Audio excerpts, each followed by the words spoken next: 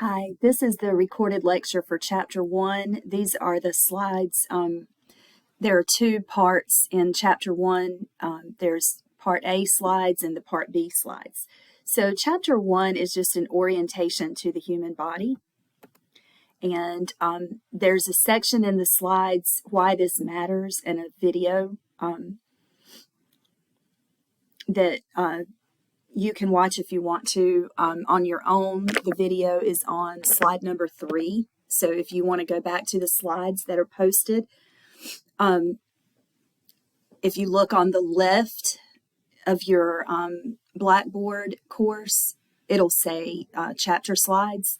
So you can go to chapter 1A slides, and number 3 is the video. Now, I'm going to go through the notes that are important. I try to highlight the ones that you definitely need to know, the terms that you need to know. So we're going to start with section 1.1, which defines anatomy and physiology. That's good because this is the first course of the two-part series, Anatomy and Physiology 1 and Anatomy and Physiology 2. So this is Bio 168, Anatomy and Physiology 1. So the anatomy part is going to deal with the structure of the human body. So when we learn the bones and the blood vessels and the muscles, and we learn the names of the individual structures, that's going to be the anatomy part. And the physiology is how all of the structures work together. So it's the function of the body parts. So when we learn the physiology of how a muscle contracts or how a nerve conducts electrical signals, action potentials, that's going to be the physiology part. But you can't have one without the other. You have to teach anatomy and physiology together, because just learning the structure isn't teaching you anything about how they work, and then just learning the function without knowing the names of the structures is also kind of impossible. They kind of need each other. When we are talking about gross anatomy, or that's also macroscopic anatomy, that just means that we're looking at structures we can see without a microscope. Then there's microscopic anatomy, and there's two branches. Cytology is when we study cells, and histology is when we study tissues. And this is just showing you how the different teeth, the structure of the different teeth, the incisors are for clipping and cutting, and then crushing and grinding are for your molars. So their structure is related to their function. Now, section 1.2, just make sure that you know the levels of organization all the way up to the organism. So we start with atoms, molecules, organelles, which are the little cell parts like the mitochondria and the nucleus. So we've got atoms, molecules, organelles, a cell, a single cell, and then tissue, organs, organ systems, and organism. Okay, so I'm going to underline all of the terms you need to know in order. So you need to know atom, and then molecule, an organelle, cell, or the cellular level, tissue, organ, organ system. There are 11 organ systems in the human, and then all those organ systems together make up the organism. So make sure you know those terms in order from simplest to most complex. And here they are again: atoms, molecules. These are atoms. This is carbon, oxygen is red, and hydrogen is blue. So we have a water molecule here with an oxygen atom attached to 2 hydrogens. We have carbon dioxide, where carbon is attached to 2 oxygens.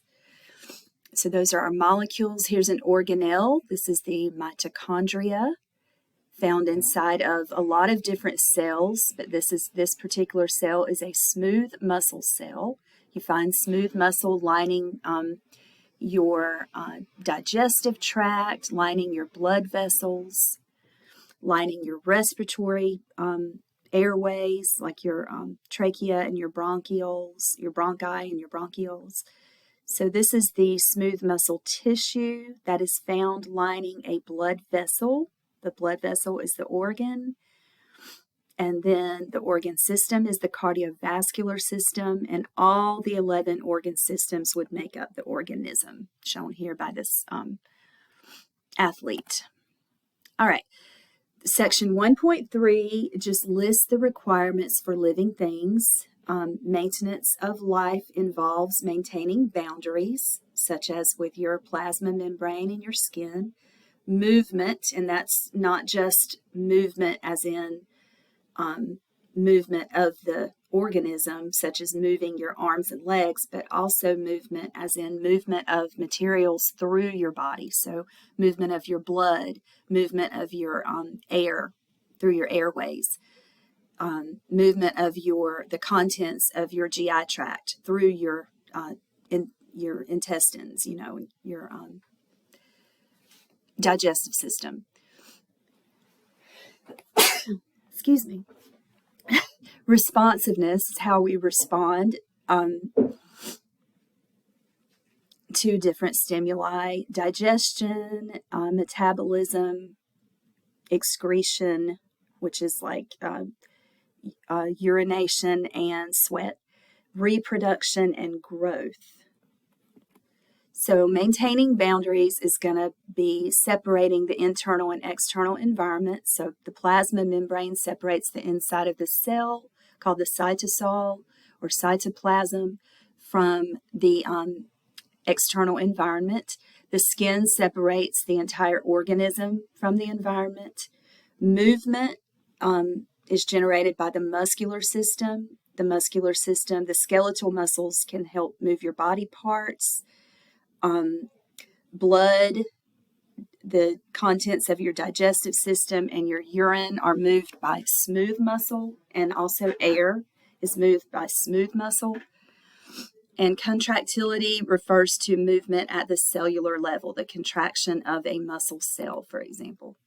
Responsiveness, we have some reflexes like the withdrawal reflex. If you touch a hot stove, your reflex tells you to pull your hand away quickly, or if you step on something sharp, you pull your foot away. Our breathing rate is another area of responsiveness. Our breathing rate will increase when we're exercising, for example, or if we are scared and our sympathetic nervous system takes over, we'll breathe faster. If we're anxious or worried, and if we are relaxed, we will breathe slower. Digestion includes breaking down ingested food and absorbing those smaller, simpler molecules like glucose and amino acids into our blood across the walls of our digestive tract.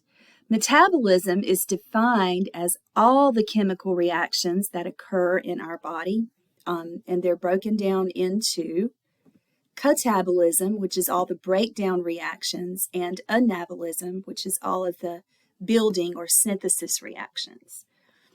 So we break down, for example, when we eat a steak, we break down the proteins in the steak into individual amino acids, and then our body can also synthesize amino acids and proteins that we need for our structure, and also for enzymes and hormones.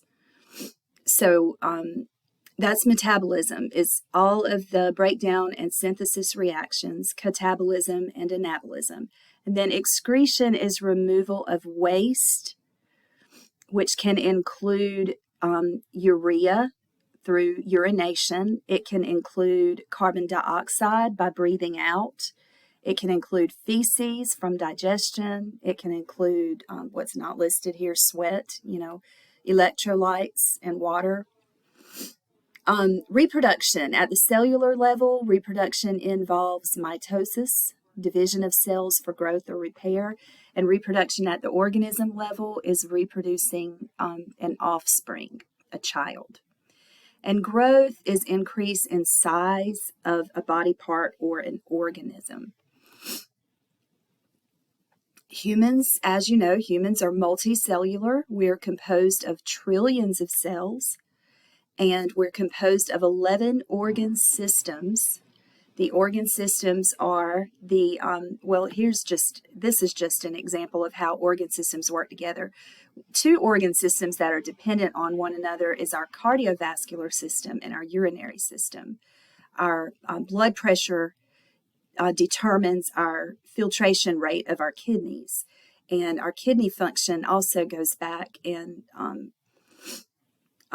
affects our cardiovascular performance. So a lot of times if someone has kidney disease, they also have cardiovascular disease and vice versa.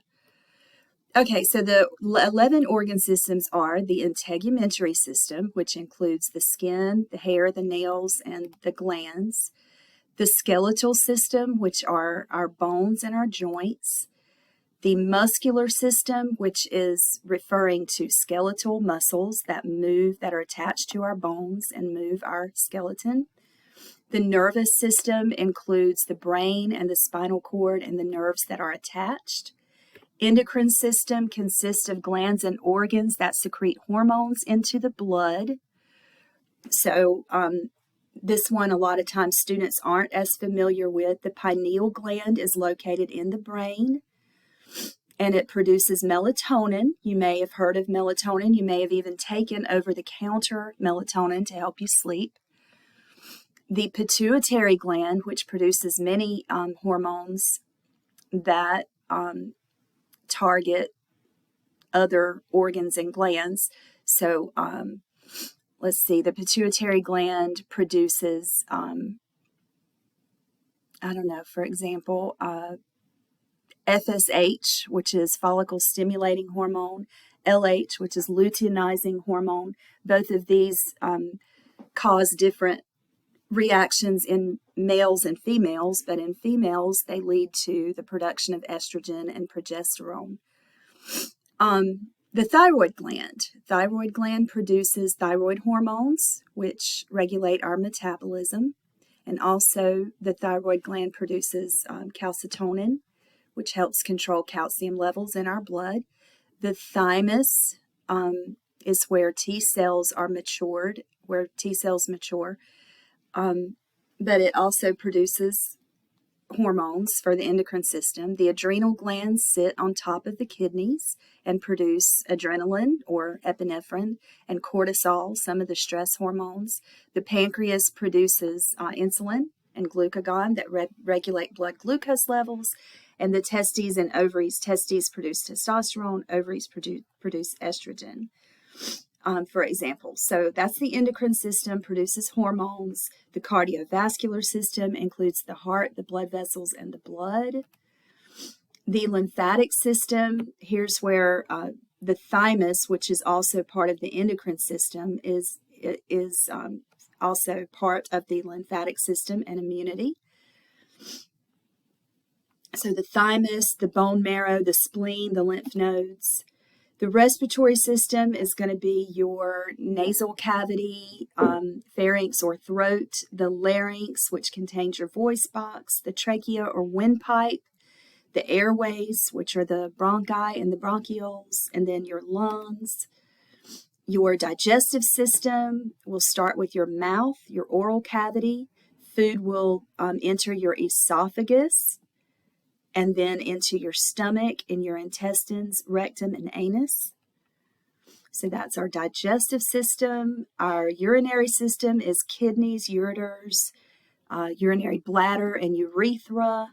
Then we have the reproductive system, the male reproductive system, which includes the external reproductive organs, the penis and the testes, scrotum, and then internal organs like the prostate and the ductus deferens or vas deferens. The female reproductive system, which includes the uterus, the ovaries, the fallopian tubes or uterine tubes, the mammary glands, the vagina, and then the external genitalia. Survival needs of humans include nutrients, oxygen, water, a normal body temperature, and appropriate atmospheric pressure. Nutrients are going to be chemicals that are needed for energy and cell building. So our nutrients include carbohydrates, proteins, fats, and then minerals and vitamins. Oxygen is needed for cellular respiration. The body can survive only a few minutes without oxygen. Water is the most abundant chemical in the body. It provides the watery environment needed for chemical reactions to occur, and it's the fluid base for secretion and excretion. Normal body temperature stays around 37 degrees Celsius or 98.6 degrees Fahrenheit. Too far above or below can be deadly. And then the appropriate atmospheric pressure for breathing, for one thing. Okay, so the next section is homeostasis. We'll stop here and we'll start with section 1.4 in the next recording.